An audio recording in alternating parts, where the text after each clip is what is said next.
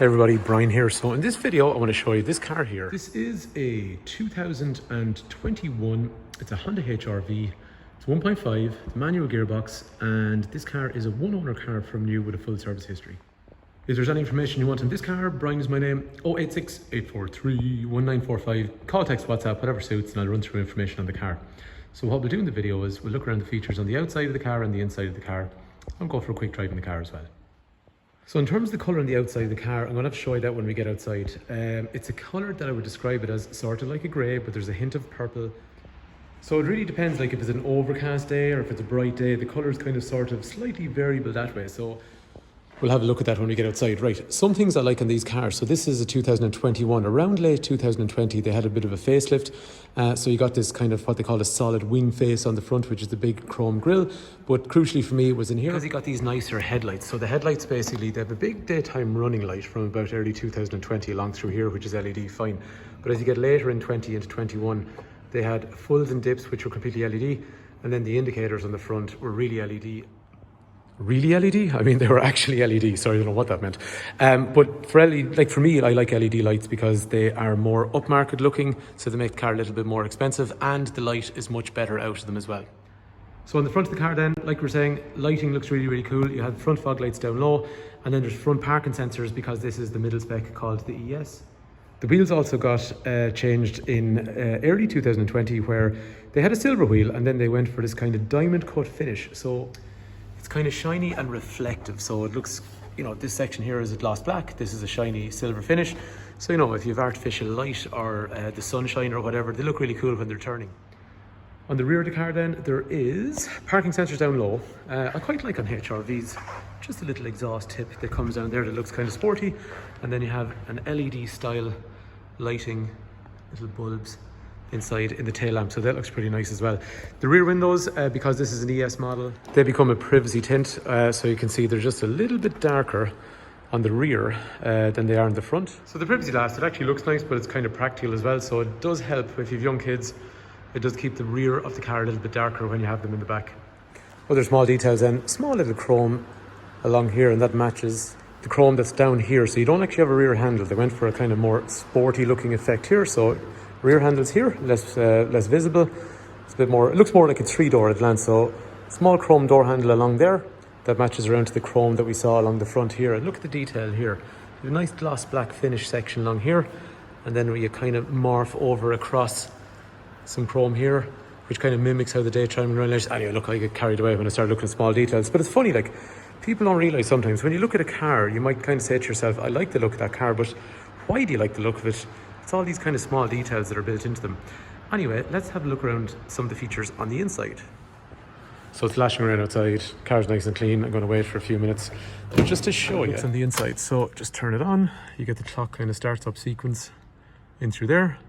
I have the car in reverse, so you get a big reverse camera over there. The gears box is really nice to use just where it is. It's kind of nice and accessible. You see that when we're driving.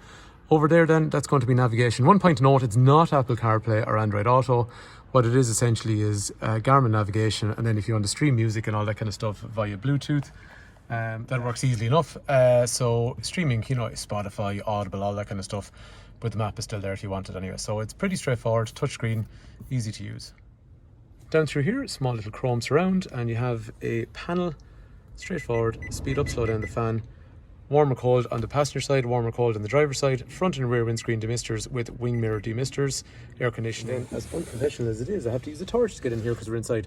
Right, HDMI, 2 USB points, 12 volt power. That's down in a little storage section that's just underneath the tunnel for the gearbox shifter. Of course, it's not normally that dark, but just in the showroom it can be. Automatic park brake through here. This is all gloss black down here with some drinks holders in through there, and some storage with a movable armrest in through here.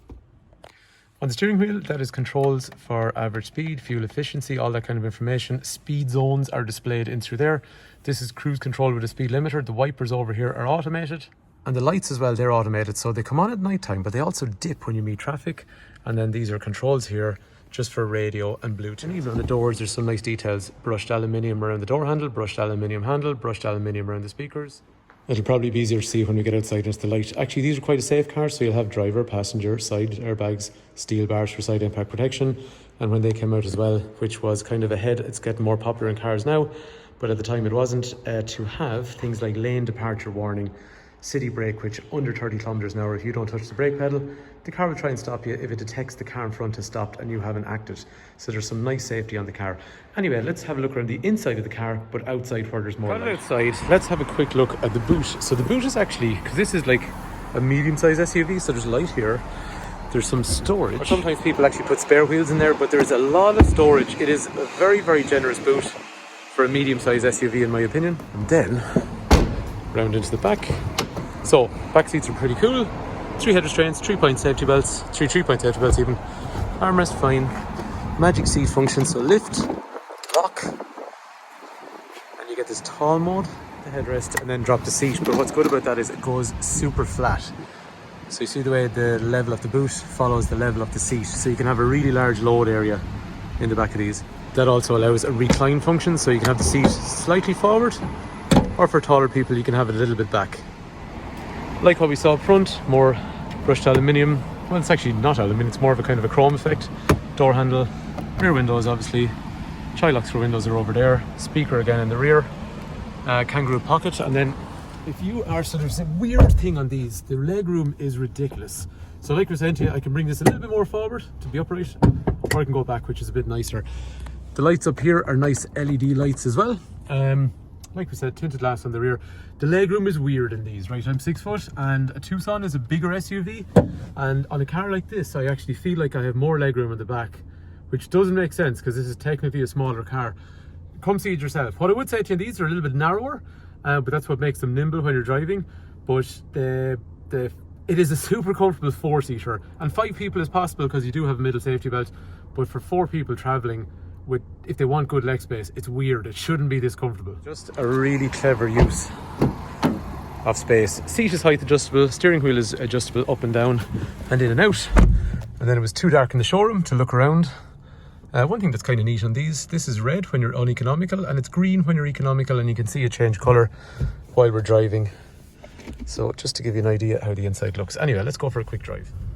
I suppose for anyone buying one of these, the whole thing is that you're going to be driving a car that's high off the ground, so it's easy to get in and out of. You have a nice high driving position, and that's probably, well actually one other thing on these, people want a car that's high off the ground, but they want something that's quite nimble as well.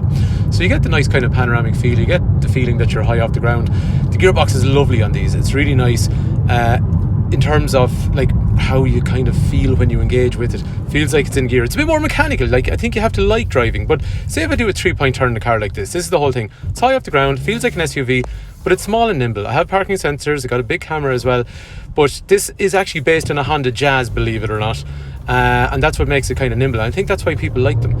The engine is kind of snorty. It's a really simple, straightforward, tried and tested, older school engine, but that is one thing I like in it, because they literally, I cannot recall anyone breaking down. So it drives good. Anyway, if there's information you want on this car, 086 843 1945. Call, text, WhatsApp. Brian is my name, Fitzpatrick's Garage, Dublin Road, Kildare. If you want information on financing, information on trading in your car, scrappage, whatever you want to know, just give me a shout. So hopefully after watching it, you have a better idea about this car, or if you're just interested in these cars in general. Hopefully the video's been useful. If you're watching on YouTube and you think I've missed something, let me know in the comments and I'll do my best to answer. Thanks a million for watching.